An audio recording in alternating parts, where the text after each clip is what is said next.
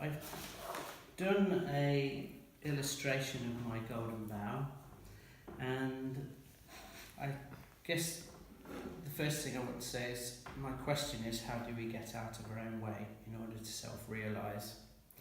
So through the Bonobo experience, people for a very short period of time they inhabit the bonobo, they leave themselves, consciously leave themselves out of the space, and then they're able to be free of their own ideas of themselves to a point and interact. So that's kind of where I've been working, and then I wanted to add the psychedelic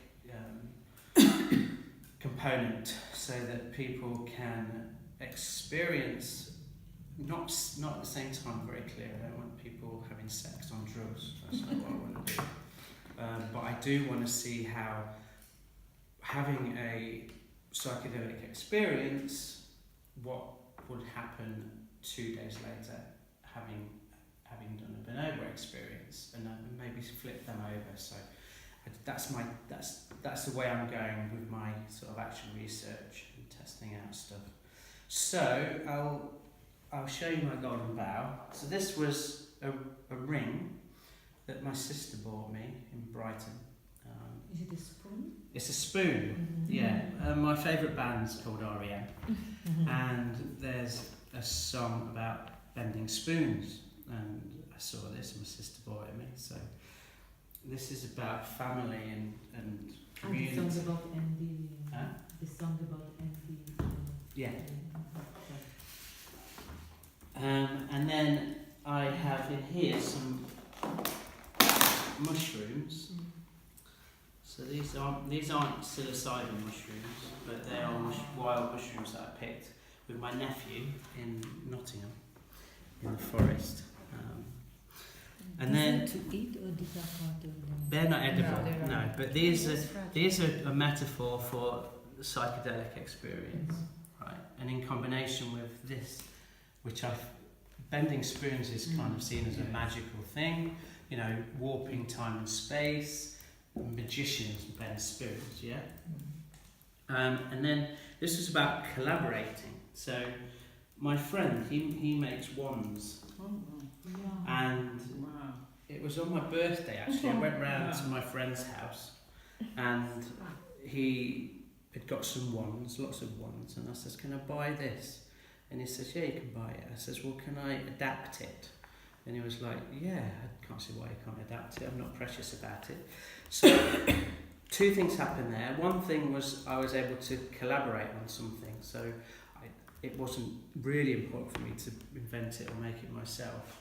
But also, it really took an overwhelming amount of pressure off having to stressfully come up with something.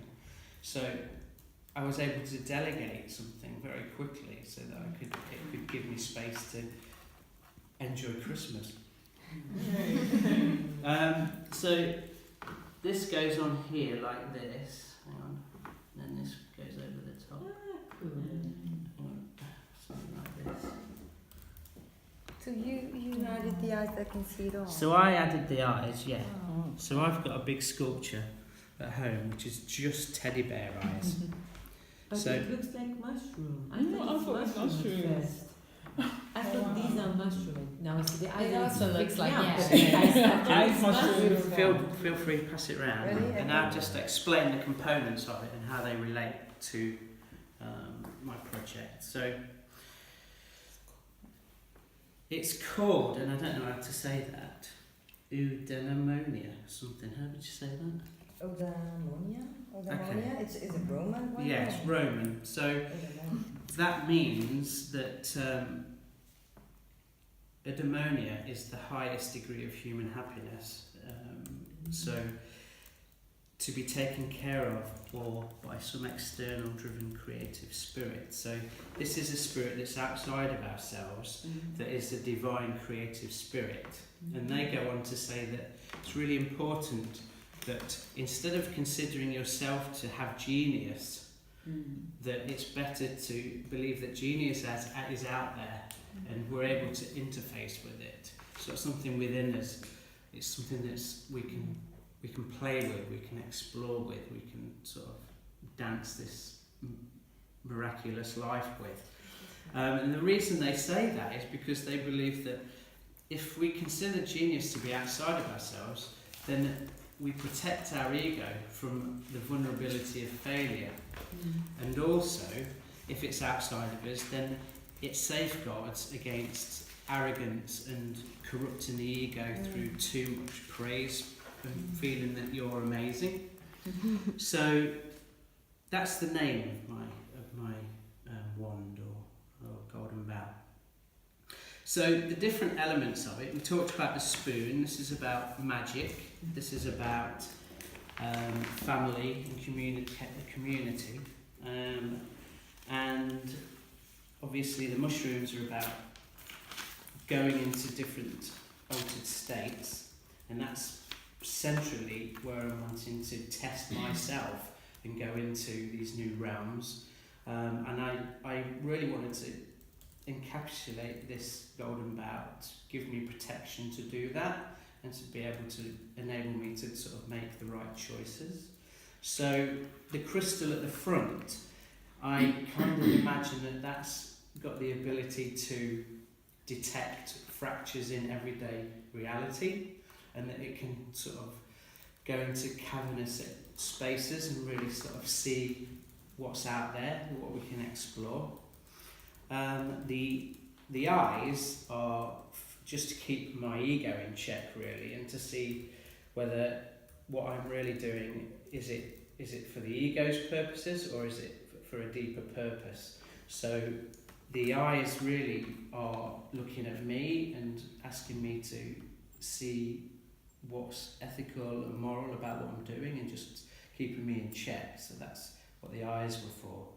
So the feathers are very ephemeral. It's about daydreaming. It's about sort of allowing myself to sort of drift off in my own imagination and go and explore whatever it is that I am free to explore in that beautiful state of dreaming that we're always told not to do. And then there's little bits of minerals that run all the way through it that you can see in here. And this is pyrite, I think it says, and citrine. And this is about my emotions to things, really. And what have I put here?